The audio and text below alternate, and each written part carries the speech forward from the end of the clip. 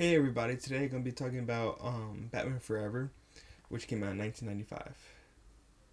So Batman Forever stars Val Kilmer as Batman, replacing Michael Keaton from the first two Tim Burton movies. Also has Jim Carrey as Riddler, Nicole Kidman as Chase Meridian, Tommy Lee Jones as Two-Face slash Harvey Dent, and Chris O'Donnell as the Boy Wonder, Robin. This film came out a few years after Batman Returns. Warner Brothers decided to replace Tim Burton with Joel Schumacher to make it more like a light, friendly, kid friendly tone to it, other than the dark, gothic feeling that the first two movies has, which I like the first two movies a lot. And this one too, actually. I actually watched this movie more than the first two Michael Keaton ones.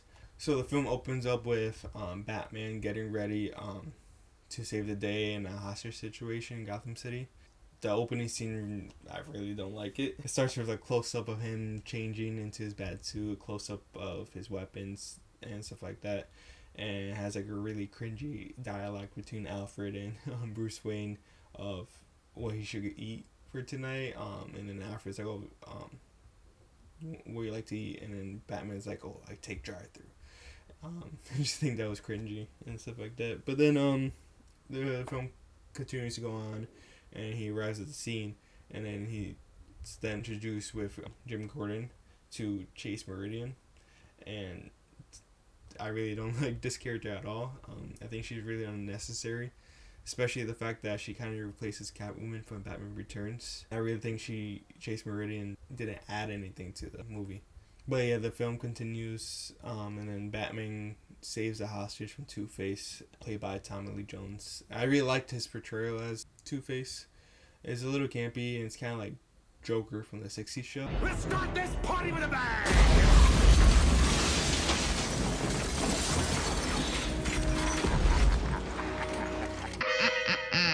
The grand finale, the climax of my performance, the zenith of my career. So after the fight that Batman has with Two-Face, we are then introduced with Edward Enigma, which is played by Jim Carrey.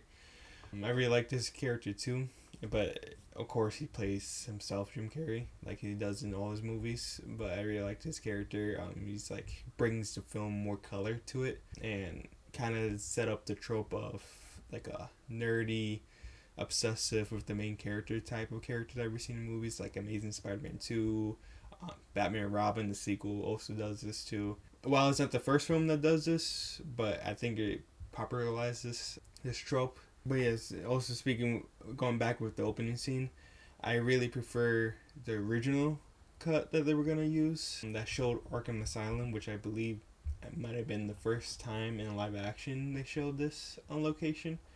And really, I think it's actually darker than the first two Michael Keaton movies, because it opens up with Arkham Asylum and showing the sign, which is awesome. And then shows a psychiatrist, I think he works in the facility, and him walking, trying to go to Two-Face prison cell. And then he finds that he's missing, and there's like a dead body hanging from like a ceiling, the fan, and it has written blood that must kill the bat. And that's how the movie was supposed to start. And like stuff like that was cut.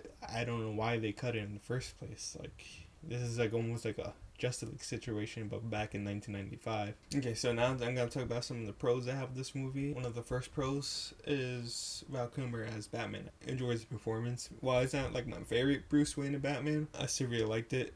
Chris O'Donnell too. He was good in the movie too, but I think he was a little too old. It was kind of felt weird, the exchange they had and stuff like that. Like right after his parents were killed by Two-Face in the circus, James Gordon goes to Bruce Wayne and talks to him a little bit, saying, "Oh, you should take him in. He hasn't eaten for days." He's like clearly like in his mid-20s or early 30s, but they're talking about him like he's like in his teenage years, which he's clearly not. So stuff like that makes it like a little weird, and stuff you just kind of have to ignore and accept that. Also, Alfred does a good job as well as he does in the first two movies, because he's played by the same actor. He's a really good Alfred. I think he's one of my favorite Alfred actors. And also, not a lot of people know about, he actually played Alfred till like the early 2000s, where he played Alfred in I think it was a car commercial. Should a villain steal it, someone will track it. If your airbag goes off, an advisor will assist you. If you're stranded, satellites will help locate you. And where have you put all these things? Another part I really enjoyed of the movie was the score. I think it's a really good follow-up to the Danny Elfman score. While it's not as good as that Danny Elfman score, I think it's held up till today. Also, the music, too. The music choices, not the soundtrack, but, like, regular songs by artists. I really like, too, like, Flaming Lips plays a song during, like, I think when they first show Riddler's apartment. It really sets the tone of what kind of character Riddler is. And also, I think the big song from the movie is Kiss from a Rose by Seal, which is like one of my favorite songs ever.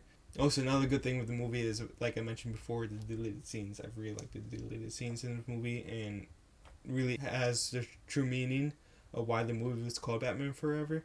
Because in the theatrical cut, you had no idea why it was called Batman Forever. Like, so the deleted scenes, it includes a whole subplot, which I think it's like the main plot of the movie, and I don't know why they cut it, of him debating if he should be Batman or not.